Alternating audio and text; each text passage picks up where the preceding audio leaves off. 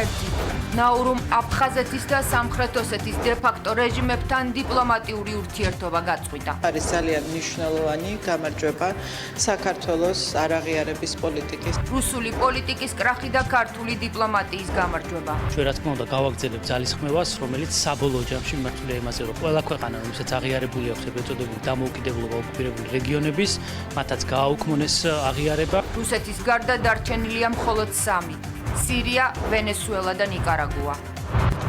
ჯო ვილსონი ისევ სანქციებითა და ახალი კანონპროექტით იმუქრება. მალე წარმოვადგენ კანონპროექტს, რომელიც წინააღმდეგობას გაუწევს ამ ვოუქ ცენზურას. იდეოლოგიურ იარლიყებში არეული კონგრესმენი. რა შუაშია ვოუქი? ამერიკელმა პარტნიორებმა არაერთხელ ხოლმე გვანიშნეს რომ მოხუცის განცხადებები გულთან ახლოს არ მივიტანოთ. რითი ცდილობს ტრამპის ყურადღების მიქცევას და რატომ იყენებს ტერმინს, რომლის წინააღმდეგ ტრამპი ციბჯვის და საქართველოს ხელისუფლებაც. 7.1 მაგნიტუდა. მიწისძვრა იაპონიაში, რომელსაც მსხვერპლი მოჰყვა. ამ წუთებშიც ვაგრძელებთ ბრძოლას ნანგრევებში მოყოლილი ადამიანების გადასარჩენად. ჩამონგრეული სავაჭრო ცენტრი, დაზიანებული ხიდები, გზები, პარალიზებული სარკინიგზო და საჰაერო მიმოსვლა. რა ხდება კუნძულ კიუსიუზე? ეთერშია კურიერი 9 საათზე. ნათია ლაზაშვილთან და დავით კაკულიასთან ერთად. თქვენ უყურებთ კურიერს 9 საათზე. დღეს 29 ივლისია. გიყვებით დღის მთავარ თემებსა და მოვლენებს საღამომშვიდობისა. საღამომშვიდობისა. სახელმწიფო მინისტრი რეგიონული პოლიტიკის საკითხებში მამუკა მდინარაძე ახალ თანამდებობაზე ინიშნება. ის ასევე ინარჩუნებს ვიცე-პრემიერის პოსტსაც. გადაწყვეტილება ზუსტად 1 საათის წინ პრემიერ-მინისტრმა ირაკლი კობახიძემ გამოაცხადა. ამავე გადაწყვეტილებით უქმდება რეგიონული განვითარების სამინისტრო და მისი ხელმძღვანელი კახა გულედანი ინფრასტრუქტურის მინისტრის პირველი მოადგილე ხდება. მამუკა მდინარაძე ბოლო 3 თვის განმავლობაში იკავებდა სამართალდამცავი ორგანოების კოორდინაციის საკითხებში სახელმწიფო მინისტრის თანამდებობას. ეს თანამდებობა სექტემბრის პირველივე კვირაში გაუქმდება. სექტემბერშივე მიიღებენ დაჩქარებული წესით საქართველოს მთავრობის სტრუქტურულ ცვლილებებს. რით ახსნა პრემიერ-მინისტრმა ახალი უწყების შექმნის აუცილებლობა. თემაზე უფრო მსვლად მთავრობის ადმინისტრაციიდან ლელა ჯავახიშვილი ისაუბრებს. მამუკა მდინარაძეს როგორც განსაკუთრებული პოლიტიკური და მენეჯერული გამოცდილების პოლიტიკოს ყველაზე უკეთ შეუძლია რეგიონული პოლიტიკის ეფექტიანად აღსრულება. ასე განმარტა მთავრობის გადაწყვეტილება პრემიერ-მინისტრმა. ირაკლი კობახიძის თქმით, სახელმწიფოსთვის ერთ-ერთი უმნიშვნელოვანესი პრიორიტეტი და ამოცანა დღეს სწორედ რეგიონული პოლიტიკის გაძლიერებაა, რასაც თავის მხრივ განსაკუთრებული მუშაობა სჭირდება. პრემიერის განცხადებით, ამან განაპირობა მდინარაძის კანდიდატურის წარდგენა. საქართველოს მთავრობის სტრუქტურაში შეიქმნება რეგიონული პოლიტიკის საკითხებში სახელმწიფო მინისტრის თანამდებობა. აღნიშნულ თანამდებობას დაიკავებს ბატონი მამუკა მდინარაძე, რომელიც კვლავად შეითავსებს საქართველოს ვიცე-პრემიერის მოვალეობას. როგორც მოგეხსენებათ, რამდენიმე თვის წინ მამუკა მდინარაძემ დაიკავა სამართალდამცავი ორგანოების საკითხებში სახელმწიფო მინისტრის თანამდებობა, სადაც მან უმნიშვნელოვანესი წვლილი შეიტანა სამართალდამცავი ორგანოების კოორდინირებული მუშაობის სისტემის ჩამოყალიბებაში. ამ დროის განმავლობაში გაწეული სამუშაო გვაძლევს შეასრულებას სამართალდამცავი სტრუქტურების ეფექტიანი კოორდინაცია და მუშაობა მომავალში სახელმწიფო მინისტრის საგანგებო თანამდებობის გარეშე უზრუნველყოფთ. დღეს სახელმწიფოს ერთ-ერთი უმნიშვნელოვანესი გამოწვევა და ამოცანაა რეგიონული პოლიტიკის გაძლიერება. სახელმწიფო მინისტრი რეგიონული პოლიტიკის საკითხებში პასუხისმგებელი იქნება რეგიონებში მართვის ეფექტიანობის უზრუნველყოფაზე. სწორედ ამ მისიის განსაკუთრებული დატვირთვიდან გამომდინარე მივიღეთ გადაწყვეტილება იმის შესახებ, რომ სახელმწიფო მინისტრის თანამდებობას დაიკავებს ჩვენი პოლიტიკური გუნდის ერთ-ერთი ლიდერი მამუკა მდინარაძე. მამუკა მდინარაძის უსურვებ წარმატებებს რეგიონული პოლიტიკის საკითხებში სახელმწიფო მინისტრის თანამდებობაზე კიდევ ერთხელ აღნიშნავ, რომ რეგიონული პოლიტიკის ეფექტიანი აღსრულება დღეს არის სახელმწიფოს საგანგებო მნიშვნელობის ამოცანა, რომლის შესრულება მამუკა მდინარაძეს როგორც განსაკუთრებული პოლიტიკური და მენეჯერული გამოცდილების მქონე პოლიტიკოს ყველაზე უკეთ შეუძლია.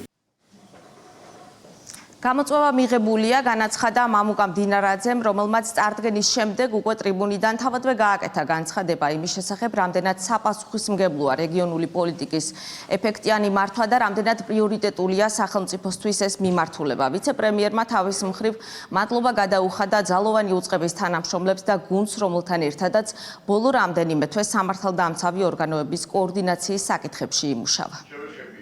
პატივია ერთი მხრივ, მეორე მხრივ გამოწვევა ძალიან დიდი. მე მინდა მადლობა გადაუხადო იმ ხალხს, იმ გუნდს, რომელთანაც ბოლო თვეების განმავლობაში ვიმუშავე. ძალიან გულწრფელად გეტყვით, რამდენადაც თავაწეული მივდივარ იმ პოზიციიდან, იმდენად თავაწეული ვიქნები და ვიმუშავებ ახალ პოზიციაზე. დიდი მადლობა გამოწვევა მიღებულია ბატონო პრემიერო. რეგიონები დღეს ჩვენთვის ბევრი გვისაუბრია ამაზე, არის განსაკუთრებული პრიორიტეტი და გამოწვევას ვარქმევ მე ამიტომ, არა მხოლოდ ამიტომ, იმიტომაც რომ ამ მიმართულების გაძლიერება ერთი მხრივ პასუხისმგებლობაა ძალიან დიდი გამოწვევასთან ერთად ასევე არის ერთი ძალიან კარგი მიზანი საიმისოდ რომ ჩვენს რეგიონებში კიდევ უფრო სწრაფად თუ რამე მიზანი გვაქვს დასახული აღვასრულოთ, შევასრულოთ, მართვა იყოს ეფექტიანი, რაც შეიძლება და ამ გამოწვევის გამკვლევასთან ბრძოლაში, ასე ვთქვათ, მე შევეცდები მთელი ჩემი გამოცდილება მოვახმარო ჩემს გუნდს და ჩემს ქვეყანას. როგორც აქამდე ვაკეთებდი ამას, დარწმუნებული ვარ, ასე გამომივა და ჩვენი გუნდის ლიდერების ნდობით ამას ყველაფერს შევძლებ და შევასრულებ. ძალიან დიდი მადლობა, წარმატებებს უსურვებ ყველას. მადლობა კიდევ ერთხელ შინაგან საქმეთა სამინისტროს, პროკურატურის, სახელმწიფო უსაფრთხოების სამსახურის, ყველა სამართალდამცავი უწყების წარმომადგენლებს, სახელმწიფო დაცვის სპეცსამსახურის წარმომადგენლებს, იქ მუშაობენ გმირები, იქ მუშაობენ ადამიანები, რომელთაც დღე და ღამეს ათენებენ იმისათვის, რომ სახელმწიფოს ემსახურონ და თავისი წვლილი შეიტანონ ქვეყნის განვითარებაში და აღშენებლობაში. ჩემს ახალ თანამშრომლებს თუ ახალ გამოწვევაში თანამებრძოლებს პირდები, რომ მათთან ერთად ვიბრძოლებთ და უღალავად.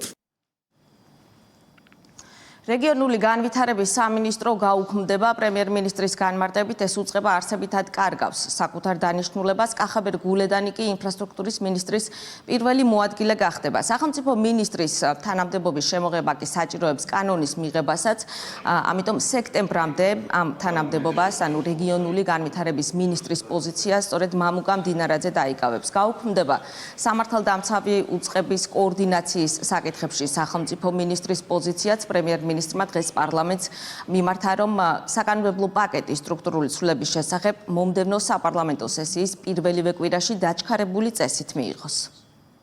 რეგიონული პოლიტიკის საკითხებში სახელმწიფო მინისტრის თანამდებობის შემოღების პირობებში არსებითად დანიშნულებას კარგავს საქართველოს რეგიონული განვითარების სამინისტრო და ის შესაბამისად სექტემბერში გაუქმდება. რეგიონული განვითარების მოქმედი მინისტრი ბატონი კახა გულედანი დაიკავებს საქართველოს ინფრასტრუქტურის მინისტრის პირველი მოადგილის თანამდებობას. მადლობა მინდა გადავუხადო კახა გულედანს მინისტრის პოზიციაზე გაწეული უაღრესად მაღალ პროფესიონალური და კეთილსინდისიერი სამსახურისთვის. ვინაიდან სახელმწიფო მინისტრის თანამდებობის შემოღება კანონის მიღებას საჭიროებს, ამ თანამდებობის შექმნამდე სექტემბრის პირველ კვირამდე მამუკა მდინარაძე დაიკავებს საქართველოს რეგიონული განვითარების მინისტრის თანამდებობას. სამართალდამცავი ორგანოების საკითხებში სახელმწიფო მინისტრის თანამდებობა კანონით სექტემბრის პირველ კვირაში გაუქმდება, მანამდე კი ვაკანტური დარჩება. მინდა ვთხოვო საქართველოს პარლამენტს მომდევნო საპარლამენტო სესიის პირველივე კვირაში დაჩქარებული წესით მიიღოს კანონების პაკეტი საქართველოს მთავრობის სტრუქტურის ცვლილების შესახებ. მამუკა მდინარაძე ინარჩუნებს ვიცე-პრემიერის პოზიციას სექტემბრამდე ის შეასრულებს სწორედ რეგიონული განვითარების მინისტრის მოვალეობებს და ფუნქციებს, თუმცა სექტემბრის შემდეგ ის გახდება სახელმწიფო მინისტრი რეგიონული პოლიტიკის საკითხებში. მადლობა ლელა ჯავახიშვილი საუბრობდა მთავრობის ადმინისტრაციიდან სამთავრობო ცვლილებებზე. კიდევ ერთი ქვეყანა, რომელმაც აფხაზეთის და სამხრეთ ოსეთის დე-ფაქტო რეჟიმებთან დიპლომატიური ურთიერთობა გაწყვიტა, რაც აღიარების უკან წაღების წინაპირობაა. -1 ნაურუ, ვანუატუსა და ტუვალუს გზას დაადგა. ეს ნაბიჯი მკაფიო დაჩვენებს, რომ თბილისის დიპლომატიური ძალისხმევა ეფექტურია, ხოლო რუსეთის აღიარებების პოლიტიკამ მორიგი კრახი განიცადა. რუსეთის გარდა დარჩენილია მხოლოდ 3 ქვეყანა: სირია, ვენესუელა და ნიკარაგუა. სირიაშიც და ვენესუელაშიც პოლიტიკური ვითარება მკვეთრად შეიცვალა, ამიტომ მოსკოვს მოკავშირედ ახლა მხოლოდ დანიელ ორტეგას რეჟიმი რჩება. პრაქტიკაში, როდესაც ქვეყანა წყვეტს ყოველგვარ კავშირს სეპარატისტულ რეჟიმებთან, პარალელურად იწყებს დიპლომატიურ დაახლოებას საქართველოსთან. ეს ნიშნავს, რომ ის სრულად უბრუნდება საქართველოს ტერიტორიული მთლიანობის მხარდაჭერას და აუქმებს წარსულში მიღებულ ყველა გადაწყვეტილებას. ნაურუმ საქართველოს ოკუპირებული ტერიტორიები რუსეთისაგან 50 მილიონი დოლარის სანაცვლოდ აღიარა, თუმცა ახლა მოსკოვს არც სხვებისთვის მისაცემი ფული აქვს და მისი გავლენებიც მათ შორის წყნარი ოკეანის რეგიონში მნიშვნელოვნად შესუსტებულია. ნაურუს პრეცედენტი კიდევ უფრო აძლიერებს სეპარატისტული რეჟიმების იზოლაციას და იქაც კი აჩენს ეჭვებს, რომ რუსეთს გავლენების შენარჩუნება კიდევ უფრო გაუჭირდება. ნაურუზე იმოქმედა შეერთებული შტატების ფინანსურმა ბლოკადამაც. ამერიკის ბიუჯეტის კანონში არსებობს სპეციალური ჩანაწერი, რომელიც გრძალავს ნებისმიერი სახის ფინანსურ დახმარებას იმ ქვეყნებისთვის, რომლებიც აღიარებენ საქართველოს ოკუპირებული ტერიტორიების ეგრეთ წოდებულ დამოუკიდებლობას. ამ ფონზე ვერც რუსეთმა შეძლო კუნძულის სუბსიდირება და ნაურუს სრულ საერთაშორისო იზოლაციაში აღმოჩნდა. ნაურუმ საქართველოს ოკუპირებული რეგიონების სააკაშვილის რეჟიმის დროს აგვისტოს ომიდან 1 წელში აღიარა. ქართული ოცნების ხელისუფლების მოსვლის შემდეგ 2014 წელს ჯერ ტუვალუმ წაიღო უკან აღიარება, 2019 წელს კი ვანუატუ მიყვა. უკვე დღეს აღიარებიდან 17 წლის შემდეგ ნაურუმ გაწყვიტა დიპლომატიური კავშირები აფხაზეთსა და სამხრეთ ოსეთის რეჟიმებთან. წრე ვიწროვდება, რიგშია მინიმუმ კიდევ 2 ქვეყანა, სირია და ვენესუელა. ერთში ასადის რეჟიმი დაემხო, მეორეში კი მადურო ჩამოაშორეს ხელისუფლებას.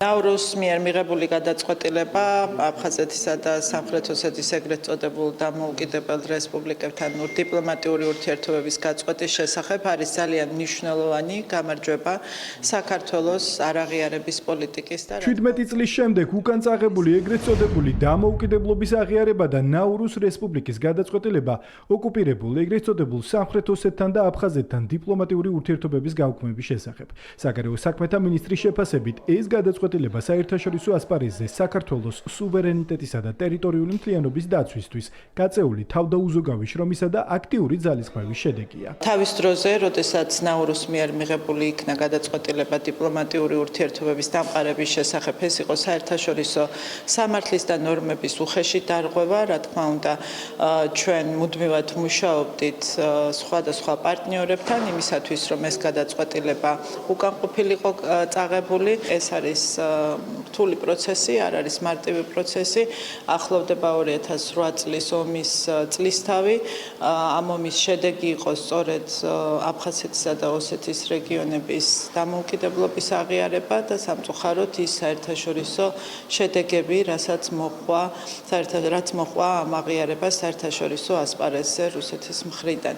ჩვენ გავაგრძელებთ მუშაობას იმისათვის, რომ ის გადაწყვეტილებები, რომლებიც უკანონოდ იყო მიღებული, უკან იყოს წაღებული. რუსეთმა საქართველოს 2 რეგიონი დამოუკიდებელ სახელმწიფოებად 2008 წლის 26 აგვისტოს გამოაცხადა. ოკუპირებული ტერიტორიების ეგრეთ წოდებული დამოუკიდებლობა მხოლოდ 4 ქვეყანამ, ნიკარაგუამ, ვენესუელამ, ნაურუმ და სირიამ აღიარა. ნაურუმ დიპლომატიური ურთიერთობა საოკუპაციო რეჟიმებთან 2009 წლის დეკემბერში დაიწყო და 2026 წლის 21 ივლისს გააუქმა. ნაურუს მსგავსად კიდევ 2 კუნძულოვანმა სახელმწიფომ, ვანუატუმ და ტუვალუმ, ერთმანეთის მიყოლებით 2013-14 წლებში აღიარება უკან გაიწვიეს და ამ ნაბიჯით საერთაშორისოდ აღიარებულ საზღვრებში საქართველოს ტერიტორიულ მთლიანობას დაუჭირეს მხარი. ეს არის მნიშვნელოვანი სასახად, ეს არის მნიშვნელოვანი ნაბიჯი საქართველოს ტერიტორიული მთლიანობის აღდგენის გრძელვადიან პროცესში. მისასალმებელია, რომ ნაურუმაც გადაწყვიტა საერთაშორისო სამართლის პატივისცემა. ჩვენ რა თქმა უნდა გავაგრძელებთ ძალისხმევას, რომელიც საბოლოო ჯამში მიმართულია იმაზე, რომ ყველა ქვეყანა, რომელსაც აღიარებული აქვს ეგრეთ წოდებული დამოუკიდებლობა ოკუპირებული რეგიონების, მათაც გააუქმონეს აღიარება. ყველამ პატივისცეს საერთაშორისო სამართალს და საბოლოო ჯამში ეს ძალისხმევა გაგრძელდება იქამდე, სანამ სრულად არ აღდგება საქართველოს ტერიტორიული მთლიანობა. ფაქტს, რომ უკვე ერთი ქვეყნით ნაკლებია ჩამონათვალში, რომლებიც ამ დრომდე ინარჩუნებენ დიპლომატიურ კავშირს საოკუპაციო რეჟიმებთან, მიესალმებიან ოპოზიციაშიც. თუმცა ხელისუფლების ოპონენტები მთავრობას არაღიარების პოლიტიკის მიმართულებით ძალისხმევის გააქტიურებისკენ მოუწოდებენ. ერთით ნაკლები სუვერენული ერთეული აღიარებს აფხაზეთისა და ცხინვალის რეგიონის ეგრეთ წოდებულ დამოუკიდებლობას, ეს არის კარგი, მაგრამ ეს უნდა მოხდეს უფრო ფართო სკალაზე. ჩვენ უნდა ვიმუშაოთ როგორც სახელმწიფომ ძალიან ბევრი სხვა ისეთ სახელმწიფოებთან და ადმინისტრაციებთან, რომელიც კვლავაც აღიარებს აფხაზეთს და ცხინვალის რეგიონს როგორც დამოუკიდებელ სუვერენულ ერთეულებს. ამიტომაც მუშაობა არის გასაგრძელებელი, ბევრად უფრო პროაქტიულად. მართლ გუნდში ამბობენ, რომ ნაურუს მხრიდან ცხინვალთან და სოხუმთან დიპლომატიური ურთიერთობების ანულირება სიმპტომატური უნდა გახდეს ოკუპირებულ ტერიტორიაზე მცხოვრები მოსახლეობისთვისაც. სახელისუფლებო პარტიის წევრები დარწმუნებულები არიან, რომ ქართული დიპლომატიის აქტიურობა მომავალშიც ხელშესახებ შედეგებს მოიტანს. უნდა ვთქვათ იმ ხალხის გასაგონად, ვის საოკუპაციო ხასი კი ცხოვრობს, რომ საქართველოში მათ პატივსცემენ, ისინი უყვართ და რასაკვირველია, ეს გადაწყვეტილება არცნობის პოლიტიკა არანაირად არ ნიშნავს აფხაზი ან ოსი ხალხის მიმართ უპატივცემულობას. ეს არის ჩვენი პოლიტიკური ინტერესი და უნდა იცოდნენ მათაც რომ აქ მათელიან უყვართ და ტერიტორიული მთლიანობის აღდგენა სწორედაც განსაკუთრებით კიდევ მათი ინტერესების გათვალისწინებით უნდა მოხდეს. ნაურუს რესპუბლიკის გადაწყვეტილებას საგარეო უწყება ოფიციალური განცხადებითაც გამოეხმაურა. უწყებაში ამბობენ, რომ საქართველოს გამოთქვამს მზადყოფნას დაამყაროს ნაურუსთან დიპლომატიური ურთიერთობები და ხელი შეუწყოს საერთო ინტერესების საფუძველზე ორმხრივი თანამშრომლობის გააქტიურებას. უნდა მიაქციოს თუ არა საქართველოს ყურადღება ამერიკელი კონგრესმენის გამოსვლებს, რომლის მთავარი ჰობი საქართველოზე საინფორმაციო ხმაური სატეხვაა. ჯო ვილსონი, რომლის კანონპროექტები კაპიტოლიუმში გაჭედილია, ისევ ამერიკული სანქციებითა და ახალი კანონპროექტებით იმუქრება. ლობისტურ ინტერესებში შემჩნეული კონგრესმენის საქართველოთი აკვიატება დიდი ხანია სერიოზულ ეჭვებს აჩენს, რადგან ამერიკის იუსტიციის დეპარტამენტის ოფიციალურ ბაზაში ფარას დოკუმენტებითაც კი დასტურდება, რომ ასეულობით $1000 გადახდილია იმ კომპანიებზე, რომლებიც პირდაპირ მუშაობენ ჯო ვილსონის აპარატთან. მოვიდა თუ არა ამერიკელ კონგრესმენს ახალი შპარგალკა, ამჯერად ვილსონი ქართულ ოცნებას ვოუკ ცენზურაში სდებს ბრალს. ჯო ვილსონი ტერმინებში აერია ვოუკიზმი ულტრალიბერალური მოვლენაა. კონგრესმენმა ტრამპის ადმინისტრაციის ყურადღების მისაქცევად ამჯერად რესპუბლიკელების ყველაზე საძულველი სიტყვა გამოიყენა და დაწერა, რომ საქართველოში ვოუკ ცენზურაა. არადა ტრამპის ადმინისტრაცია ამ დროს სწორედ ამ ტერმინით ებრძვის ლიბერალურ დღის წესრიგს. მედიაში მასალების გაფილტვას, ბავშვების გენდერული და სექსუალური განათლების ადრეულ ასაკში სწავლებას, ისტორიული ფიგურების დისკრედიტაციას და ზოგადად დასავლური საზოგადოების ტრადიციული საფუძვლების ნგრევის კამპანიას. ამას იზიარებს საქართველოს ხელისუფლებაც, ქართული ოცნების რიტორიკა და გადადგმული ნაბიჯები პირდაპირ პასუხობს ტრამპის იდეოლოგიას. ჯო ვილსონი კი ახლა ამბობს, რომ საქართველოს ხელისუფლება, რასაც ებრძვის იმას, ანუ ვოუკიზმის მიმდევარია. საერთოდ არ არის საინტერესო ჯო ვილსონის განცხადებები, აქ თავარი არის რეალური დამკვეთების მიზანი რა არის. მიზანიც ცნობილია და მორიგი პოლიტიკური თავდასხმის სცენარიც. ოფიციალური თბილისი დარწმუნებით ამბობს, რომ საქართველოზე კოორდინირებული შეტევის ავანგარდში მყოფი ჯო ვილსონის სურვილი ქართულ-ამერიკული ურთიერთობის დაზიანება და ქვეყნის გეოპოლიტიკურ დაპირისპირებაში ჩართვა. თბილისიდან მწვავე პასუხის საფუძველი თავად მტრულად განწყობილი კონგრესმენის მორიგი განცხადება გახდა საქართველოში სიტყვის თავისუფლების შეზღუდვის შესახებ, რაც ქვეყნის შიდა საქმეებში ჩარევის მორიგ მცდელობა და ჩეფასდა. მიზანი არის, რომ საქართველოს იქცეს კიდევ ერთ პროქსი სახელმწიფოდ, იყოს ამ გეოპოლიტიკური დაპირისპირებების კიდევ ერთი ცხელი წერტილი, როგორც არის უკრაინა თუ სხვა ახლო აღმოსავლეთის სახელმწიფოები და ასევე ის, რომ მათთვის მიუღებელია, როდესაც ჩვენ ხელისუფლება ცდილობს სიძულვილის ენა არ იყოს ნორმა ქართულ პოლიტიკაში.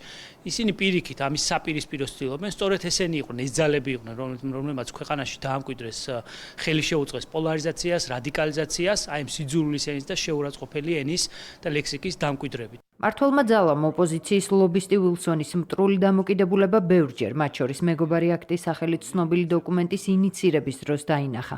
შემდეგ მის მოთხოვნაში საქართველოს ხელისუფლების წარმომადგენლებისთვის სანქციებისა და სავიზო შეზღუდვების დაწესების შესახებ, რამდენიმე კვირის წინაც, როდესაც ეუთოს საპარლამენტო ასამბლეა საქართველოს შესახებ რეზოლუციის პროექტი წარუდგინა და დღესაც, როდესაც საქართველოს წინააღმდეგ მორიგი კანონპროექტი სოციალური ქსელით დაანონსა.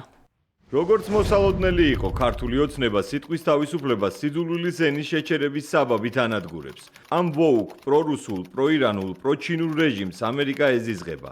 მალე წარმოვადგენ კანონპროექტს, რომელიც წინააღმდეგობას გაუწევს ამ ვოუკ ცენზურას. არის თუ არა ოპოზიციის ცნობილი ამერიკელი ლობისტის ეს განცხადებაც ლობისტური კამპანიის ნაწილი. ამ კითხვაზე პასუხს ვილსონის ქართველი პარტნიორები ტრადიციულად თავს არიდებენ. ოპოზიცია დღეს მხოლოდ იმას ამტკიცებს, რომ ტრამპის პარტიის წარმომადგენელს, რომელიც ტრამპის პოლიტიკას ხშირად აცდენილია, საქართველოსთან დაკავშირებით კეთილშობილური მიზნები აქვს. ვილსონის ესეთი ტიპის გზავნილი არ არის, რა თქმა უნდა, ქვეყნის შიდა საქმეებში ჩარევა. ეს არის სტრატეგიული პარტნიორი სახელმწიფოს წარმომადგენლის პოზიცია ქვეყანაში არსებულ ვითარებასთან დაკავშირებით. რა თქმა უნდა, არ არის გასაგური არც ბატონი ვილსონის ეს განცხადება, კონკრეტულად რა იგულისხმება ამ კავშირში ჩვენ მე ამაზე და ჩვენც ამაზე ინფორმაციას ჯერ არ ვფლობთ. სახელმწიფო პარტიაში კი დარწმუნებული არიან, რომ ოპოზიციის მაშვალ რგოლად ქცეულმა კონგრესმენმა ახალი კანონპროექტის ინიცირება სწორედ ოპოზიციის დახმარების მიზნით გადაწყვეტა. მართველი ძალისთვის ამაზე მეტყველებს ჯო ვილსონსა და ნაციონალურ მოძრაობას შორის ამერიკული ფარას დოკუმენტებით გამოაშკარავებული ფინანსური კავშირებიც. ჯერ კიდევ ერთი წლის წინ გაირკვა, რომ სააკაშვილის პარტიამ ლობისტური მომსახურების სანაცვლოდ კონტრაქტი კომპანია ნელსონ მალინსთან გააფორმა, რომელიც ჯო ვილსონის შემომწირველი იყო და წლების განმავლობაში შემთხვევაში კონგრესმენის პოლიტიკურ აქტივობებს აფინანსებდა. ეს კი უმრავლესობისთვის საკმარისი მტკიცებულებაა. ყოველივე აქტის მიღებაში თუ დაინიცირებაში ჯო უილსონს უხდიან კონკრეტულ თანხას და იმიტომ არის ესეთი აჟიტირებული ნებისმიერი მისი გადაწყვეტილება ზუსტად ანტიქართული არის და ჯო უილსონის ნებისმიერი აქტი მიღებული რეზოლუცია იქნება თუ ინიცირება არის მხოლოდ და მხოლოდ ამერიკა საქართველოს შორის ურთიერთობის გაფუჭებას ემსახურება. ამერიკელმა პარტნიორებმა არაერთხელ თხოვეს მიგვანიშნეს რომ მოხუციჯოს განცხადებები გულთან ახლოს არ მივიტანოთ და რა თქმა უნდა ჩვენ ასეც ვიქცევით. ჩვენი მიზანია რომ ამერიკის შეერთებულ შტატებსა და საქართველოს შორის ურთიერთობები გაჯანსაღდეს. ჯო უილსონი, რომელიც ყოველდღიურ რეჟიმში ფაქტიურად აზიანებს ამ ურთიერთობებს, არაერთხელ ამხილეს ლობისტურ საქმიანობაში, ის და მისი განცხადებები პირდაპირ არის ქვეყნის შიდა საქმეებში ჩარევა ეს ერთი და მეორე ასევე მიზანმიმართული მცდელობა საქართველოს იმიჯის დაზიანების. მიზანმიმართული შეტევების მიუხედავად ოფიციალური თბილისი დარწმუნებულია, რომ ქართულ-ამერიკული ურთიერთობების გადატვირთვის პროცესზე შიდა და გარე ძალები გავლენას ვერ მოახდენენ, რადგან მიზანი მკაფიოა. აღდგეს სამართლიანობის პრინციპზე დაფუძნებული სტრატეგიული პარტნიორობა სუფთა ფურცლიდან და კონკრეტული გზამკვლევით. სააკაშვილის მატრიცა ყოფილი პრეზიდენტი ციფრულ ილუზიაშია და ხელოვნურ ინტელექტს აკეთებინებს მის ავატარს. უნდა რომ უკეთ გამოიყურებოდა სიმპათიური რობოტი, რომელიც ალტერნატიულ რეალობაშია. იმედი ვიქონიოთ, რომ კოდის წერისას პროგრამისტები შეცდომას არ დაუშვებენ და სააკაშვილის ეს წამოწყება სრული ერორით არ დასრულდება. ნაციონალების პრობლემაც გადაჭრილია ახლა მათ სააკაშვილის დაუღლელი კიბერვერსია ეყოლებათ შეუძლიათ აერჩიონ თავმჯდომარეთაც. საკუთარი ციფრული ანალოგის შექმნა სააკაშვილმა დღეს დაანონსა. ამბობს, რომ მეორე ნელსონ მანდელა და ციხიდან გამოსვლის შემდეგ ისევ ხელისუფლებაში მოვა, თუმცა ნელსონ მანდელას ციხეში ჯდომა 27 წელი მოუწია. მიხეილ სააკაშვილის ტექნოლოგიურმა ნახტომმა ყოველგვარ მოლოდინს გადააჭარბა. არ არის გამორიცხული, რომ ახალ ამპლუაში მას მანდელას იმიჯი მოსყინდეს და ციფრული ტერმინატორი გახდეს. ან იულიუს კეისარი, ან ჩე გევარა. მან ჯერ მთელი საქართველო აცხოვრა სიმულაციაში, ახლა კი თავად ხდება კიბერმიშა სრულად მოსყდა თუ არა რეალობას მიხეილ სააკაშვილი. თავის დროზე სახალხო დამცველთან შექმნილმა ექიმთა კონსილიუმმა დაადგინა, რომ ექს-პრეზიდენტს განუვითარდა ნევროლოგიური პათოლოგიები ჰქონდა, შფოთვა და ზომიერად მძიმე ხარისხის დეპრესია. ამ დასკვნიდან 2 წელი გავიდა. მაშინ როცა ფიქრის დრო ბევრი გაქვს, ფანტაზიას შორს მიდის. ვივამედის კლინიკის ყოფილი პაციენტის წარმოსახვამ კი უკვე იმ ზღვარსაც გადააბიჯა, სადაც რეალობა მთავრდება. ციხიდან კლინიკაში, კლინიკიდან ისევ საკანში, საკნიდან კი მიხეილ სააკაშვილი ვირტუალურ რეალობაში გადანაცვლებას აპირებს. ეს კი მისი ფანტაზიის ნაყოფია, ხელოვნური ინტელექტის მიერ შექმნილი ავატარი. მიშაზე ახალგაზრდა, მაგრამ როგორც თავად ამბობს, მიშას მიხვდა მოხრით. მსჯავრდებულმა ექს-პრეზიდენტმა ახალ ვარცხნილობასთან ერთად ხალხთან კომუნიკაციის ახალი გზაც აირჩია. მზადდება ჩემი ხელოვნური ინტელექტის ავატარი,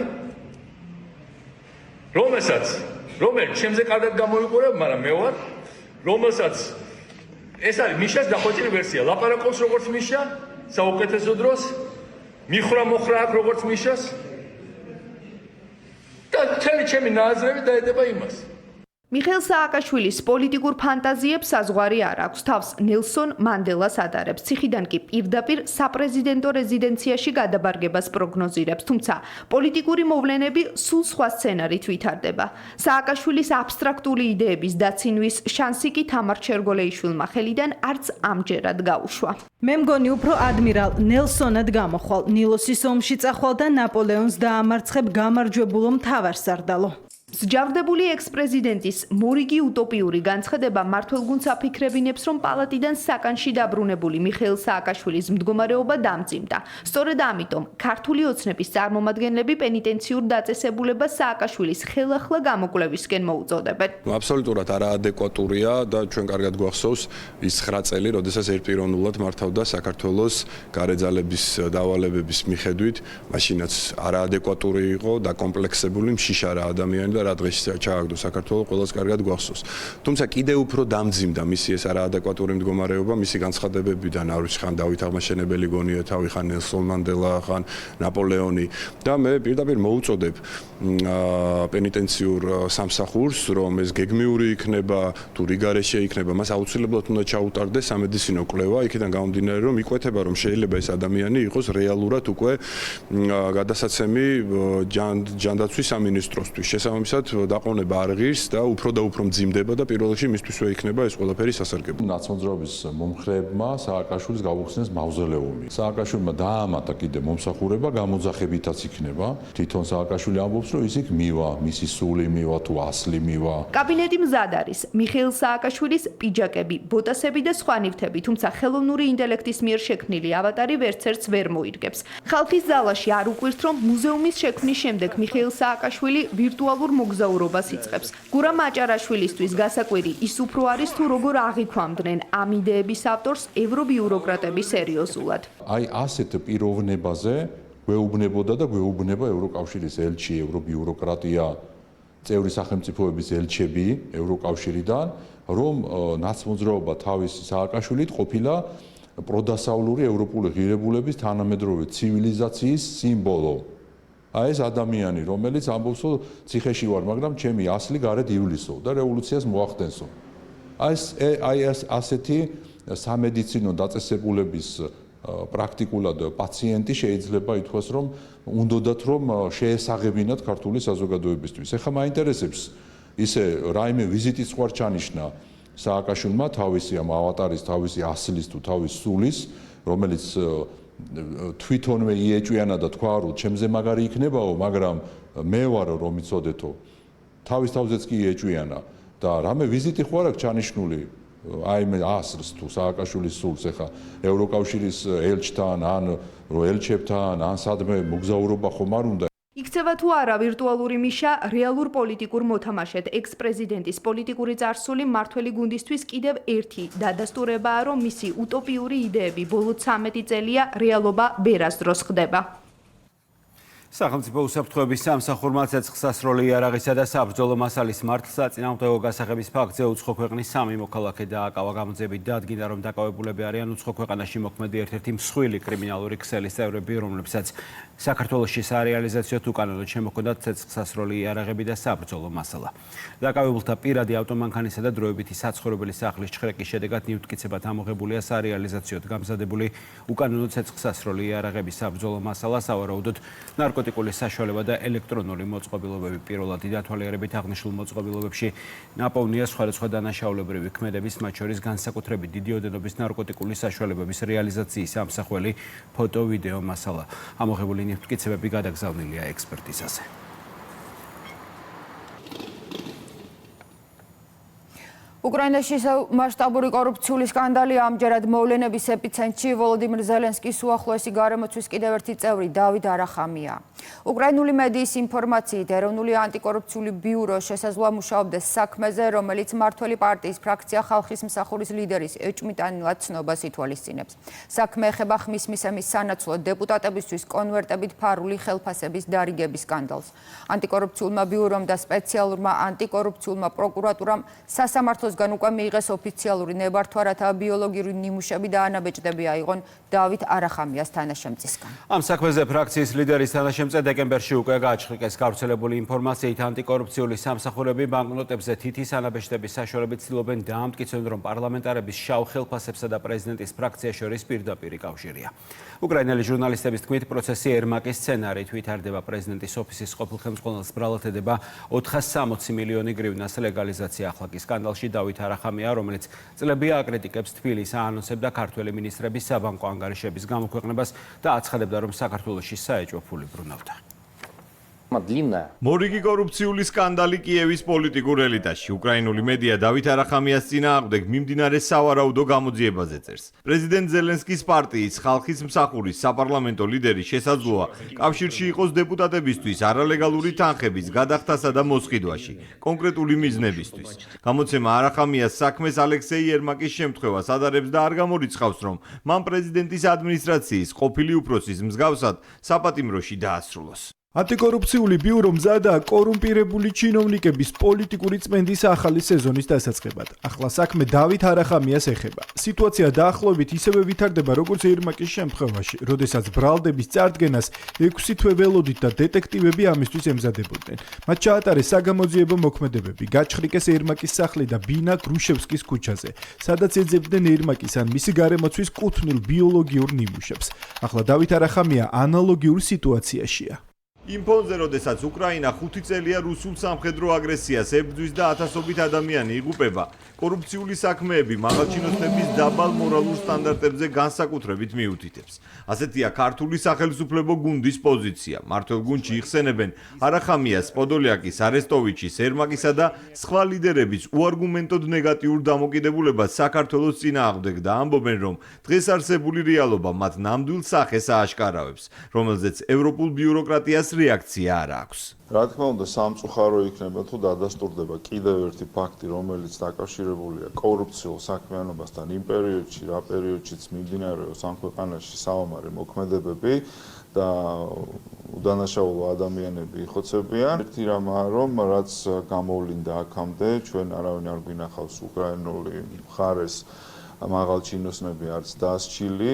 ერთის მხრივ, როდესაც შენ აკრიტიკებს საქართველოს ხელისუფლებას და მეორეს მხრივ თავად ჩდება კითხვები შენი საქმიანობის მიმართ, ეს კიდევ ერთხელ ნათლად ადასტურებს იმ სიბინძურეს და იმ ასე ვთქვათ, არაჯანსაღ მდგომარეობას, რა მდგომარეობაშიც ეს ადამიანი და მისი თანამოაზრეები არიან. მე პირადად დარწმუნებული ვარ, რომ არახამია ერმაკის ბედს გაიზიარებს. უკრაინულ მედიაში გავრცელებულ ინფორმაციას დამაჯერებლად არ მიიჩნევენ ოპოზიციაში. ხელისუფლების ოპონენტები ამტკიცებენ, რომ კორუფციის წინააღმდეგ ბრძოლა სწორია, თუმცა უკრაინას სხვა უფრო დიდი მიზნები აქვს, რომელიც ამ ეტაპზე პრიორიტეტული უნდა იყოს. კორუფციის რო იბრძვიან, ეს სული არ არის კარგი გახავთ ზოგადად.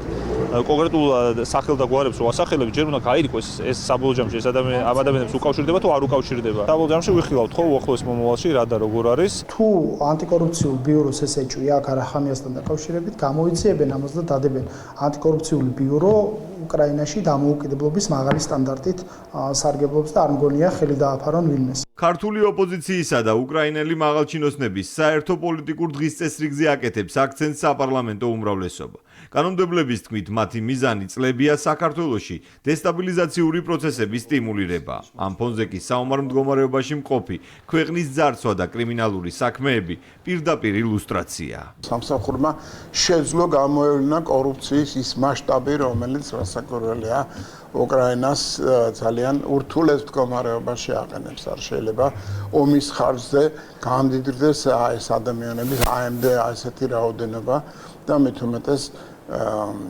ჩვენთვის განსაცვიფრებელია, რომ მიუხედავად ამისა, მაჩვენებლებით დემოკრატიული მიღწევების მაჩვენებლებით უკრაინას ჩვენზე წინ აყენებს. ნაციონალური მოძრაობა არახამია და ასე შემდეგ ეს ის კავშირებია უკრაინის ყოფილ თუ დღევანდელ ხელისუფლებასთან, რომელიც საზოგადოებამ ასევე ძალიან კარგად იცის. ჩვენ ისიც ვიცით არახამიას რა დამოკიდებულება ქონდა ქართული ხალხის მიმართ, ჩვენ მასაც ხვდებით, რომ უკრაინა ომშია და ყველა კორუფციული თემა ძალიან მძიმედ აღიქვება ამ ქვეყანაში. კორუმპირებული ჩინოვნიკების პოლიტიკური წმენდის მორიგ სეზონს უკრაინული მედიის ცნობით ანტიკორუფციული სააგენტო რამდენიმე თვეა ანონსებს. კორუფციის საქმეზე უკვე გამოიკითხა არახამიას ოფისის თანამშრომელი. ჯერ კიდევ 14 იანვარს კი ხალხის მსახურის ლიდერის ოფისში ჩხრეკა ჩატარდა. კიევში არ გამორიცხავენ, რომ ზელენსკის უახლოესი წრის წევრმა არახამიამ ერმაკის ბედი გაიზიაროს. იაპონიაში კუნძულ კიუსიუზე 7.1 მაგნიტუდის სიმძლავრის მიწისძვრა მოხდა. დაღუპულია სულ მცირე 18 ადამიანი არიან დაშავებულები. 9,000-ზე მეტ ადამიანს კი საკუთარი სახლის დატოვება და თავშესაფრებში გადასვლა მოუწია. კატასტროფის ზონაში ათობით ტრადიციულია ძველი კონსტრუქციის საცხოვრებელი სახლი მთლიანად ან ნაწილობრივ დაინგრა. ელექტროენერგიისა და წყლის გარეშეა დარჩენილი 40,000-ზე მეტი ოჯახი. პარალიზებულია სარკინიგზო და საავიაციო მიმოსვლა. კუნძულ კიუსიუზე მიწისძვრის შემდეგ ცუნამის საშიშროებაც გაჩნდა, თუმცა ამ დროისთვის საფრთხე უკვე გადავლილია. პირველი ძლიერი ბიძგის შემდეგ რეგიონში 190-ზე მეტი ეგრეთ წოდებული ავთერშოკი დაფიქსირდა. ქალაქ კუმამოტოში ჩამონგრეულია სავაჭრო კომპლექსის მეორე სართული. ნგრევასთან მოყვა ძლიერი აფეთქებაც. მუშები დაიღუპნენ ქაღალდის მწარმოებელ ქარხანაშიც. დაზიანებულია ხიდები და საგზაო მაგისტრალები. ამ დროისთვის შენობების ჩამოშლის და განმეორებითი ბიძგების რისკი კვლავ მაღალია. უკვე 30 საათზე მეტია მაშველები ნანგრევებში მოყოლილებს ეძებენ. კუმამოტოს პრეფექტურაში მობილიზებულია 5,000-მდე სამხედრო და 500-ზე მეტი პოლიციელი. იაპონიის სამხრეთ-დასავლეთით მდებარე ამ რეგიონში 7.1 მაგნიტუდის სიმძლავრის დამანგრეվել მიწისძვრას სულ მცირე 14 ადამიანი ემსხვერპლა. მიწისძვრა მნიშვნელოვანი ნგრევა და მსხვერპლი გამოიწვია. ვუსამძიმრებ დაღუპულთა ოჯახებს და თანავუგრძნობ დაზარალებულებს. ამ წუთებში ვაგრძელებთ ბრძოლას ნანგრევებში მოყოლილი ადამიანების გადასარჩენად. მიწის წვრიდან დაახლოებით 50 წუთის შემდეგ სავარაუდოდ გაზის გაჟონვის გამო ქალაქ კაშიმაში მდებარე სავაჭრო ცენტრში ძლიერი აფეთქება მოხდა. დაიღუპა ცენტრის 3 თანამშრომელი, ერთის მდგომარეობა კი კრიტიკულია. ცნობილია, რომ აფეთქებამდე შენობაში 3000-მდე მომხმარებელი და 1500-მდე თანამშრომელი იმყოფებოდა. სამძებრო სამაშველო ოპერაცია მიმდინარეობს იაცუშიროშიც. ქალაქში ერთ-ერთი ქარხნის საკვამური მილი ჩამოიშალა. წინასწარი მონაცემებით დაიღუპა ამ საწარმოს 5 თანამშრომელი. სტიქიამ კუმამოტოს პრეფექტურის ისტორიულ მემკვიდრეობასაც მიაყენა ზიანი. ჩამოინგრა მე-19 საუკუნის უნიკალური ხის ბუდისტური ტაძარი. დაიშალა ქალაქის ციხესიმაგრის ისტორიული კედლების ნაწილიც, რომელიც მე-17 საუკუნით თარიღდება და სამურაების ეპოქის იაპონიის ერთ-ერთი გამორჩეული ძეგლია. ასეთი მასშტაბის დაზიანების გამო ობიექტი სავარაუდოდ სრულად განადგურებულად შეფასდება და მისი აღდგენა შეუძლებელი იქნება. სტიქიამ სატრანსპორტო ქსელის პარალიზებაც გამოიწვია. კიუშუს რეგიონში დროებით გაჩერდა ჩქაროსნული მატარებლების მოძრაობა, გაუქმდა ავიარეისები და დაზარალებულ რაიონებში შეზღუდულია საფოსტო და საკურიერო მომსახურება. დაზარალებული რაიონებიდან მოსახლეობის ევაკუაცია ახლაც მიმდინარეობს. დროებითი განთავსების ცენტრებში უკვე 8800-ზე მეტი ადამიანი მოათავსეს. მედია წერს, რომ დენისა და წყლის მიწოდების შეფერხებების გამო რეგიონში ზოგიერთი საგანგებო თავშესაფარი ვერ გაიხსნა. სტიქიის ზონაში ამ დრომდე ელექტროენერგიის გარეშე 48000-მდე საცხოვრებელი სახლია დარჩენილი. ევროპა კი კვლავ ტყის მასშტაბურ ხანძრებს ებრძვის. მეხანძრე მაშველების გარდა სტიქიის წინააღმდეგ ბრძოლაში ჩაერთნენ სამხედრო თვითმფრინავები და ინჟინრები. გრძელდება მოსახლეობის ევაკუაცია. საფრანგეთსა და ესპანეთში ხანძრის ძირითადი კერების შედარებით დასტაბილურდა, თუმცა ევროკავშირი ოფიციალურად აფრთხილებს იტალიას, საბერძნესა და ცენტრალურ ევროპას, რომ უახლოეს დღეებში სტიქიის ეპიცენტრი გახდებიან. იქ ტემპერატურა 42 გრადუსამდე გაიზრდება. ტყის ხანძრებმა ევროპის კონტინენტზე უკვე გაანადგურა 10,000-ობით ჰექტარი, თუმცა ზარალი კიდევ უფრო დიდი იქნება. ჯერჯერობით უმძიმესი ვითარება ესპანეთშიც, რომლის პრემიერმაც განაცხადა, რომ მომდევნო 12 საათი გადამწყვეტია, რათა მადრიდთან ხანძარი ჩააქრონ. ასევე ქვეყნის ისტორიაში პირველად ეროვნული საგანგებო მდგომარეობა გამოცხადა. დედაქალაქის დასავლეთით მდებარე ზონებიდან კი 63,000-ზე მეტი ადამიანია გაყვანილი. სტიქიური უბედურების მერვე დღეს საფრანგეთი ხანძრებს უპრეცედენტო ოპერაციით უპირისპირდება. ჟირონდის და ლანდის დეპარტამენტებში გადასროლილია ქვეყნის სახანძრო სამაშველო სამსახურის სრული შემადგენლობა, 2200-ზე მეტი მეხანძრე. ძალისხმევის მიუხედავად ძლიერი ქარი ცეცხლის გავრცელებას უწყობს ხელს, რის გამოც ზოგიერთ მონაკვეთზე დანაყოფები 30 საათიან ცვლაში მუშაობენ. ევაკუირებულ დასახლებებს შეიარაღებული ძალები და სამხედრო პოლიცია იცავს. ოპერაციაში ჩართულია მძიმე ტექნიკა, საქმეშია ავიაციაც, 20-მდე თვითმფრინავი და ვერტმფრენი. ახლა მთავარი მიზანია მაქსიმალურად დავიცვათ ის ტერიტორია, რომლის გადარჩენაც ჯერ კიდევ შესაძლებელია. ეს ძალიან მძიმე სანახავია. კარგად გვესმის, რომ მხოლოდ წყლის ჭავლით სასაულის მოხდენა შეუძლებელია. ჩვენ ყველაფერს ვაკეთებთ, მაგრამ ზებუნებრივი შესაძლებლობები არ გვაქვს. სწორედ ამიტომ ვცდილობთ, რაც შეიძლება მეტი ტერიტორია გადავარჩინოთ და დავიცვათ. ეს ჩვენი გასაკეთებელია. ყველაზე რთული ვითარება ჟირონდის დეპარტამენტშია. ხანძარი ქალაქ ბორდოს 15 კილომეტრზე უკვე მიუახლოვდა. ევაკუირებულია 220,000-ზე მეტი ადამიანი. განადგურებულია 240 საცხოვრებელი სახლი. დაშავდა 126 მეხანძრე. ვითარებას დამატებით ართულებს ხანძრის ზონაში ჩამოყალიბებული იშვიათი ატმოსფერული ფენომენი. ხანძრისგან წარმოქმნილი ღრუბელი, რომელიც თავად ცვლის ამინდს, აჩენს ჰაერის ნაკადებს, რაც ძლიერ ქარს იწვევს და ახალი კერების გაჩენის რისკს ქმნის. აქ სახლებია, ადამიანები ცხოვრობენ, მოხუცებიც არიან, ოჯახებიც. 25 წლის განმავლობაში მსგავსი რამ არასდროს მინახავს. ძალიან განვიცდით. აქ ჩემი ოჯახი ცხოვრობს, თითქმის ყველას ვიცნობ, ყველა ადგილობრივი ჩემი ახლობელია. სტიქიას ებრძვიან მეზობელ ესპანეთშიც. ქვეყანაში ამჟამად ხანძრის 10 აქტიური კერაა. ყველაზე მძიმე ვითარება მადრიდის დასავლეთით, სიერა-ოესტეს და ბურგო-ჰონდოს რეგიონებშია, სადაც ცეცხლმა 50,000 ჰექტარზე მეტი ტერიტორია გაანადგურა. კერების შეკავებას რთული რელიეფის და მაღალი ტემპერატურის პირობებში ცდილობენ. სიცხე 42 გრადუსს აღწევს, რის გამოც განგაშის ნარინჯისფერი დონია გამოცხადებული. დაზარალებული რაიონებიდან უკვე ევაკუირებულია 63,000-ზე მეტი ადამიანი. აქ დედა ჩემი ცხოვრობს, გამოვიქეცი რომ დავხმარებოდი საბედნიეროდ სახლის გადარჩენა მოახერხეს. ეს დაუჯერებელია, აქ ყოფნა უბრალოდ შეუძლებელია. რთული ვითარება თურქეთშიც ქვეყნის სამხრეთ-დასავლეთში მოსახლეობის ევაკუაცია მიმდინარეობს. მუღლის პროვინციაში ცეცხლი თავდაპირველად სასოფლო-სამეურნეო ტერიტორიაზე გაჩნდა და მოგვიანებით ტყის მასივზე გავრცელდა. სახანძრო სამაშველო ოპერაციაში ჩართულია 5 თვითმფრინავი, 12 ვერტმფრენი, 35 სახანძრო მანქანა და 400-მდე მეხანძრე. ევროპაში გახშირებულ ტყის ხანძრებს მეცნიერები კლიმატის ცვლილებას, ხანგრძლივ გვალვებს და ტემპერატურის მატებას უკავშირებენ. ექსპერტების შეფასებით გლობალური დათბობის გამო სამხრეთ ევროპის და ხმელთაშუა ზღვის რეგიონში ზაფხული უფრო ცხელი და მშრალი ხდება, რაც ტყის ხანძრების გაჩენისა და სწრაფი გავრცელების საფრთხეს ზრდის.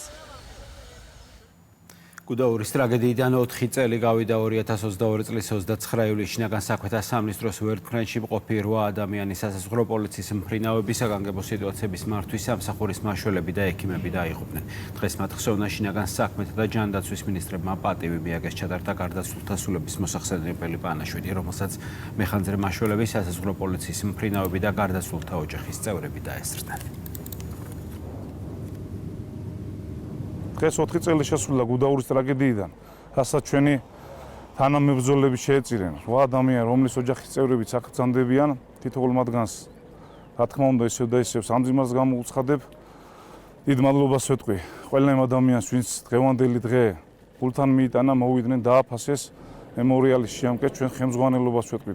რა თქმა უნდა, მადლობას მობრძანებისთვის და თითოეულ ამ ადამიანის დაფასებისთვის. გუდაურში ვერტმფრენის კატასტროფის დროს გარდაიცვალა 8 ადამიანი, მათ შორის 2 ჩვენი მეხანძრე მაშველი იყო.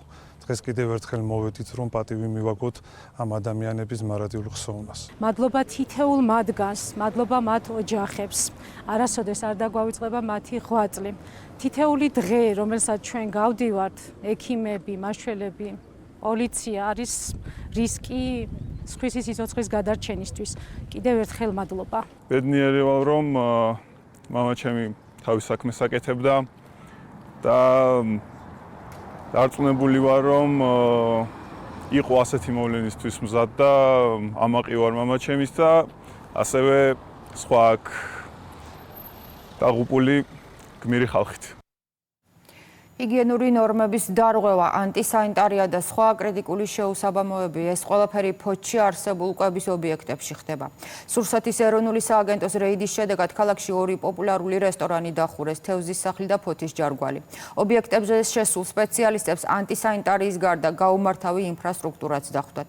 სურსათის ეროვნულმა სააგენტომ სამეგრელო ზემო სვანეთში ჩატარებული შემოწმების შედეგად საქმიანობა სულ 30 ბიზნეს სუბიექტს შეუჩერა.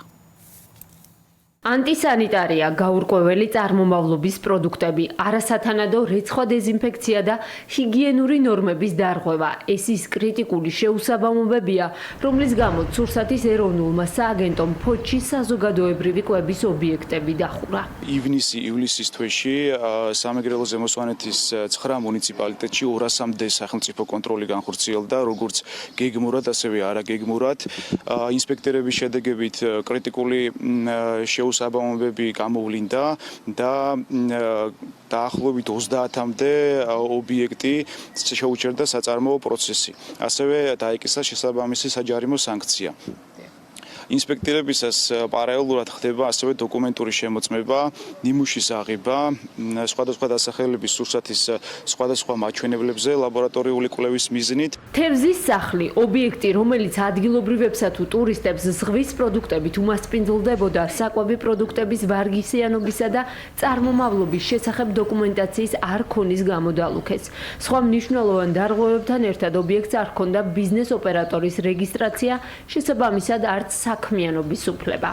ეს კი რესტორანი ჯარგვალია, ცნობილი მეგრული სამზარეულოთი. სურსათის ეროვნული სააგენტოს წარმომადგენლებს ადგილზე ანტისანიტარია დახვდათ. შეუსაბამოა ის აღმოჩნდა, რომ მიდგას შეშის პეჩი და ზოგჯერ გამოდის კვამლი. პეჩიდან და ამ კვამლისგან გაშენებული იყო ეს ჭერი და ეს ამის გამო დავიხურე. სასახლებელია იქაურობა მე ისედაც ვიცი რა თქმა უნდა მაგის საქმე რომ გასააკეთებელი. გავაახლებ და გავხსნი როგორც საჭირო და რიგია ის. როგორც მოითხოვენ. დალუქულ ობიექტებს გახსნის უფლება მხოლოდ მას შემდეგ ექნებათ, როდესაც კრიტიკულ შეუსაბამობებს გამოასწორებენ და დაკისრებულ ჯარიმას გადაიხდიან. სურსათის ეროვნული სააგენტო კი ტურისტული სეზონის პერიოდში საზოგადოებრივი კვების ობიექტების შემოწმებას უფრო აქტიურ რეჟიმში განაგრძობს. მომხმარებლის ინტერესებისა და უნებელი სურსათის უზრუნველყოფის მიზნით სურსათის ეროვნული სააგენტო ახორციელებს არაერთ სახელმწიფო კონტროლს. სურსათის ეროვნული სააგენტოს მიზანი არ არის სანქციების გამოყენება. ჩვენი თვითმიზანი გახლავთ ბიზნეს ოპერატორებმა აწარმოონ საქმიანობამ აღალი სტანდარტით. ამიტომ მოუწევდებთ ბიზნეს ოპერატორებს კაცრად დაიცვან მათი ვალდებულებები და დაიცვან სურსათის უნებლობის მაღალი სტანდარტები. სურსათის ეროვნული სააგენტო კვების ობიექტების შემოწმებას არა მხოლოდ საკურორტო ზონებში, არამედ მთელი ქვეყნის მასშტაბით ახორციელებს. გამოვლენილი დარღვევების შესაბამისად ბიზნეს ოპერატორებს აჯარიმებს ან ლუქავს. მოქალაქეებს კი მოუწოდებს დარღვევების შესახებ დატოვონ შეტყობინება სააგენტოს ცხელხაზე. საინფორმაციო ტური ტუროპერატორებისა და მედიისთვის იმერეთში დიდი სტუმრიანობა 20 კომპანია და მედიის წარმომადგენლები რეგიონში არსებულ ყველა მნიშვნელოვან ტურისტულ ლოკაციას გაეცდნენ, მათ შორის ისეთებს, რომელთა შესახებაც ფართო აუდიტორიას ინფორმაცია არ აქვს. პრომეთეს მღვიმე ვანის ნაქალაქარი და მუზეუმი ქუთაისის ტექნოლოგიური ჰაბი ეს მხოლოდ მცირე ჩამონათვალია იმ ადგილებისა, რომლებიც ადგილობრივმა და საქართველოში ჩამოსულმა ტურისტებმა აუცილებლად უნდა მოინახონ. ტურისტულ ოპერატორებს გიდობას ტურიზმის ეროვნული ადმინისტრაცია უწევდა. ნავარძეთის გადასახედი, უნიკალური პანორამა და ისტორიული საბაგიროები. იმერული თავგადასავალი სწორედ ჭიათურიდან იწყება. ქართველი ტუროპერატორები სფერის სათავგადასავლო ბანაკს ესტუმნენ. ვია ფერატას კლდის მარშრუტი გაიარეს და რეგიონის ექსტრემალური შესაძლებლობები თავად გამოსცადეს. მოგზაურები, როდესაც საქართველოს ჩამოდიან, რასაც ტურისტულები ძირითადად ვთავაზობთ, არის კულტურული სახეობის ტურიზმი, ეკლესია მონასტრების მონახულება და ასე შემდეგ. და დღეს ვიმყოფებით სფერის სათავგადასავლო ბანაკში, სადაც ვთავაზობენ ექსტრემალურ ტურიზმს. ტურისტულებისთვის ძალიან კარგი პოტენციალია ასევე, რომ გაზარდონ თავიანთ სერვისების რაოდენობა. პრომეთეს ხეობაში ნავით გასეირნება იმერეთის მრავალფეროვანი მარშრუტის განსაკუთრებული ნაწილია. ტუროპერატორებს შესაძლებლობა ჰქონდათ წყალტუბოს ცხენოსანთა კლუბიც მოენახულებინათ და ამასთანავე აღმოეჩინათ რეგიონი, რომელიც სტუმრებს კულტურულ, ისტორიულ და გასტრონომიულ გამოცდილებას სთავაზობს. ჩვენ ვიმყოფებით სასტუმრო ჭიათურელში, ნამდვილად ქუთაისგანაა, რომელსაც ყველა ადამიანს გაუზიარებდი, როგორც ქართველს, ასევე უცხოელს. მონაწილეები ადგილობრივ მეწარმეებს შეხვდნენ, მიიღეს დეტალური ინფორმაცია ტურისტული ინფრასტრუქტურისა და რეგიონში არსებული განთავსების ობიექტების შესახებ. მათ შორის მოინახულეს უდიდესი ტურისტული კომპლექსი, რომელიც პრომეთეს მღვიმის მიმდებარედ მდებარეობს.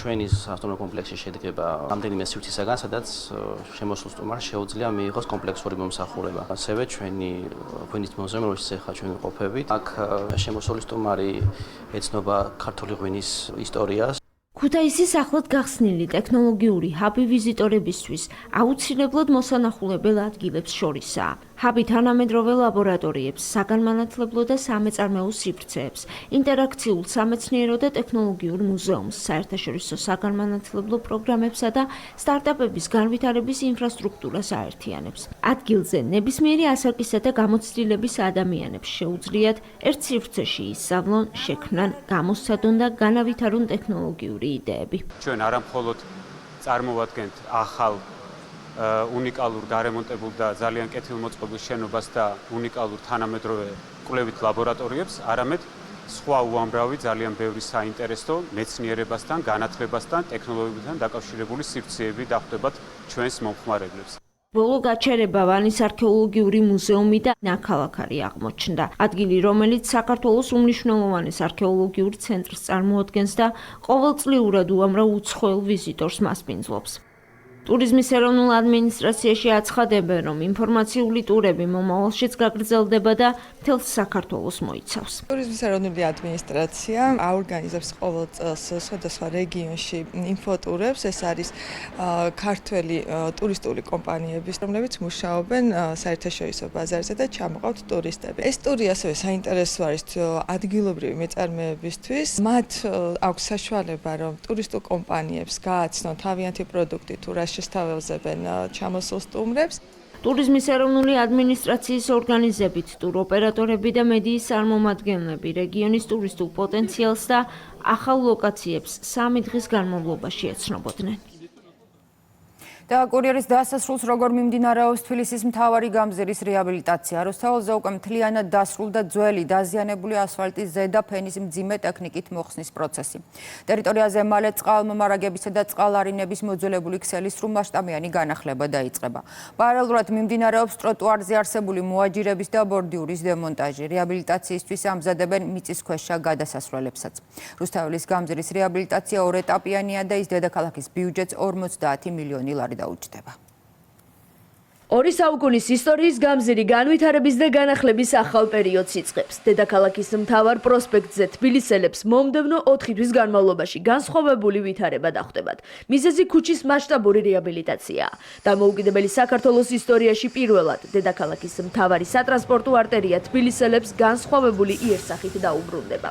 პირველი რაც გაკეთდება, ეს არის მიწისქვეშა ინფრასტრუქტურის განახლებასაც ვერ ვიტყვით, ფაქტიურად ახალი პროექტი ხორციელდება. ეს არის პროექტი, რომელმაც 10 წლებს უნდა გაუძლოს. ინტენსიურად მიმდინარეობს მიწისქვეშა გადასასვლელების რეაბილიტაციისთვის მოსამზადებელი სამუშაოები. აღსანიშნავია, რომ ყველა სამუშაო ერთდროულად რამდენიმე მიმართულებით ხორციელდება, რაც პროექტის შესრულების ტემპს მნიშვნელოვნად აჩქარებს. თბილისის რელიეფი და განაშენიანება პროექტის შესრულების დროს კომპლექსურ მიდგომებს მოითხოვს. ამას ემატება მიწისქვეშა საკომუნიკაციო ქსელები და ელექტროგადამცემი ხაზები, რომლებიც მოძველებულია და განახლებას საჭიროებს. ერთი ფაქტორი, რაც ძალიან მნიშვნელოვანია, უნდა იქნას გათვალისწინებული ამ რეკონსტრუქციის დროს, გახლავთ ის, რომ თაწმინდიდან ეშვება არაერთი რუს მაგვარი მცირე მდინარეები, რომელთაც გადიან ოპერის თეატრის ქვემოთ, დინარის სახით, რუსთაველის თეატრის ქვემოთ, დინარის სახით, ძალიან დიდი რაოდენობით და მასაც უნდა წყალშეკრება და მოშორება უსაფრთხოების თვალსაჩინოებით. ამიტომ ამ რეკონსტრუქციის დროს დარწმუნებული ვარ, რომ მოხდება მათი რევიზიაც და გასწორება და დიამეტრების დადგენა. მუშაობს სხვადასხვა კომპანია, პირველ რიგში GVP-ის კონტრაქტორი კომპანიები მუშაობენ, რომლებიც წყალარინების და წყალმომარაგების ქსელს ცვლიან. ასევე დღეს დავიწყეთ კაბელარხების მოწყობა ტროტუარებში, სადაც შემდეგ განთავსდება საჰაერო სადენები. ასევე მიმდინარეობს მიწისქვეშა გადასასვლელების საიზოლაციო სამუშაოები. თითქმის 1 კვირაა დედაქალაქის მთავარი გამზირი გადაკეტილია. პროექტის განხორციელება მიწისქვეშა სამუშაოებით დაიწყო. კომპანიაში განმარტავენ, რომ ადგილობრივებს წყლის მიწოდებაზე შეფერხება არ ექნებათ. არსებულ ქსელებს ექსპლუატაცია ახალი საკომუნიკაციო სისტემებით ჩანაცვლების შემდეგ შეუწყდება.